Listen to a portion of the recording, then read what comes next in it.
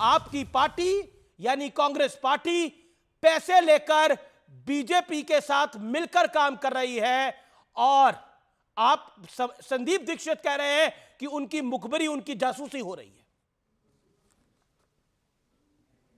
देखिए, मैं इस चीज़ से इत्तेफाक नहीं रखता जो आम आदमी पार्टी आरोप लगा रही है कांग्रेस के ऊपर।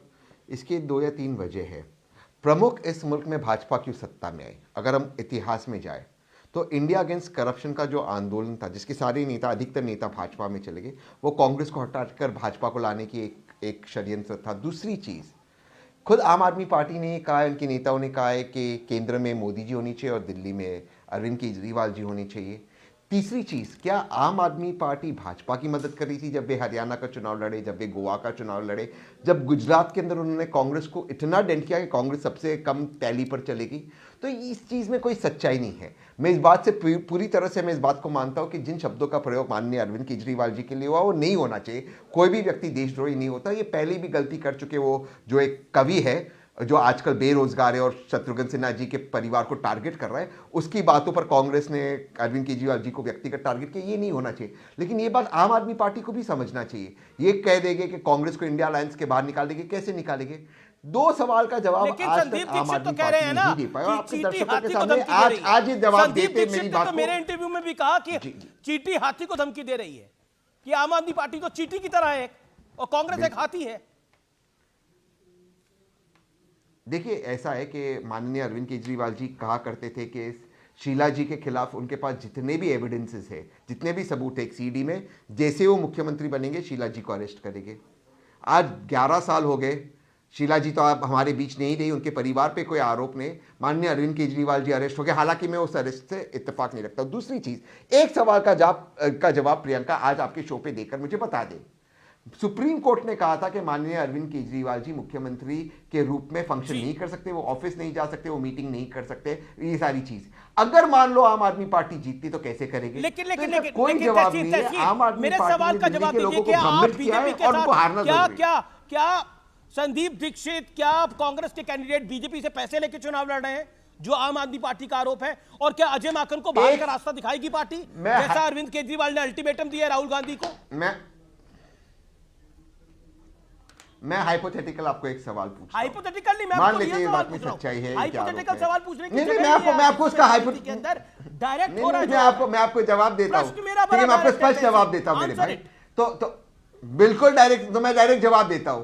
तो क्या हरियाणा में आम आदमी पार्टी भाजपा से पैसे लेकर चुनाव लड़ी थी? क्योंकि आम आदमी पार्टी ने पूरे हरियाणा के चुनाव में हुड्डा जी को टारगेट किया, भाजपा को टारगेट नहीं किया। क्या गोवा में उन्होंने भाजपा से पैसे लेता?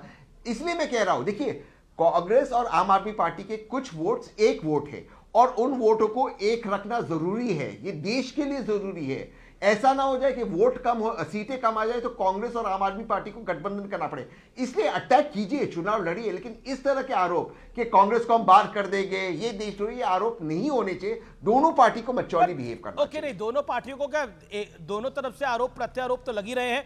प्रियंका, क्या आप गोवा में बीजेपी से पैसे लेकर चुनाव लड़ रहे थे? क्या आप हरियाणा में बीजेपी की मदद कर रहे थे? संदीप दीक्षित भी यही बात बोल रहे हैं जो तहसीन पूनावाला बोल रहे हैं, और अरविंद केजरीवाल फर्जीवाल है। अमीश जी, मैं आपको simply with all humility, Delhi में अगर ग्राउंड पे भी कोई देख के आएगा तो with all humility I submit कि चुनाव आम आदमी पार्टी और भाजपा के बीच में है। बार बार कांग्रेस अपने ऊट पटांग बयानों के लिए, अपने ऊट पटांग बयान अरविंद केजरीवाल जी के लिए लगातार अपशब्द यूज कर रही थी। मी एज अ कार्यकर्ता, हमारी पार्टी के सारे कार्यकर्ता, दिल्ली के लोग, हम ये पसंद नहीं करेंगे। जिस व्यक्ति ने देश के लिए स्कूल बनाए, दिल्ली के लिए, दिल्ली वालों के लिए इतने बेहतरीन स्कूल बनाए और एक दिल्ली मॉडल प्रेजेंट किया, वो इनको एंटी नेशनल लगते? और उसमें अपोलोजाइज करने में इनकी क्या ईगो प्रॉब्लम आ रही है, या उस पे एक्शन लेने में क्या प्रॉब्लम आ रही है? अगर कांग्रेस इतनी सच्ची है तो उनको कल क्या परवेश वर्मा जी के वीडियो नहीं देखे उन्होंने, जो मीडिया हाउसेस ने दिखाए कि कैसे वो पैसे बांट रहे हैं, काला धन बांट रहे हैं? उनके अगेंस्ट तो आवाज नहीं निकल रही, ना उनके अगेंस्ट एफआईआर हो रही है। तो जो समझ आ रहा है ना, वो नेकेड है, किसी को भी समझ आएगा क्या चल रहा है। बार बार ये बदले बोल, एकदम से बीजेपी से वो लड़ ही नहीं रहे। बताओ, बीजेपी खुलेआम पैसे बांट रही है, काला धन बांट रही है, लेकिन आप कह रहे हैं कि केजरीवाल को देशद्रोही बोला, फर्जीवाल बोला उसका आपको बुरा लगा, लेकिन जब शीला दीक्षित को आप करप्ट बोलते थे, शीला दीक्षित के बारे में क्या कुछ नहीं बोलते थे, तब नहीं उन्हें बुरा लगा था? उसके बाद भी समर्थन लिया था आपने 2013 के अंदर प्रियंका जी। देखिए, और with all due respect, because she has passed now, it will not be correct for me to comment on anything.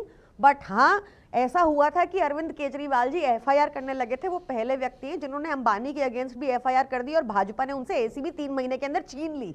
ये एक फैक्ट है, कोई भी चेक कर सकता है।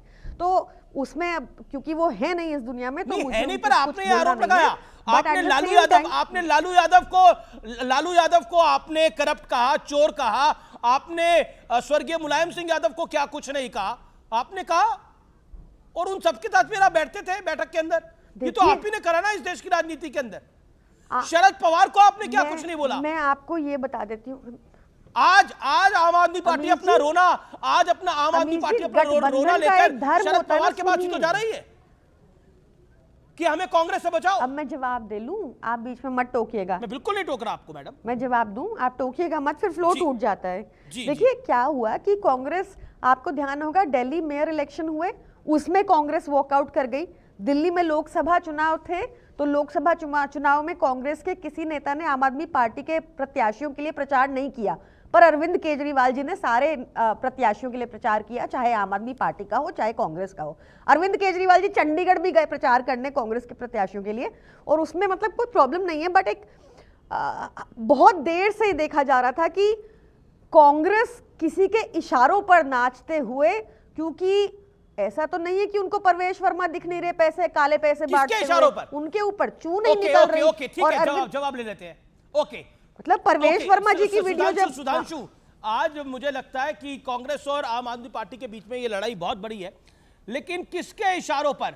आपके इशारों पे कांग्रेस नाच रही है क्या? ये सवाल आपसे मैं पूछ रहा हूं, क्योंकि यही बात संजय सिंह कह रहे हैं, यही बात दिल्ली सूबे की मुख्यमंत्री आतिशी कह रही है, और क्या कहना चाहते हैं? आपके इशारों पे कांग्रेस नाच रही है, आप दे रहे हैं कांग्रेस के कैंडिडेट को लड़ाने के लिए। बीजेपी का ऑफिस तय कर रहा है कि कांग्रेस का कैंडिडेट कौन होगा।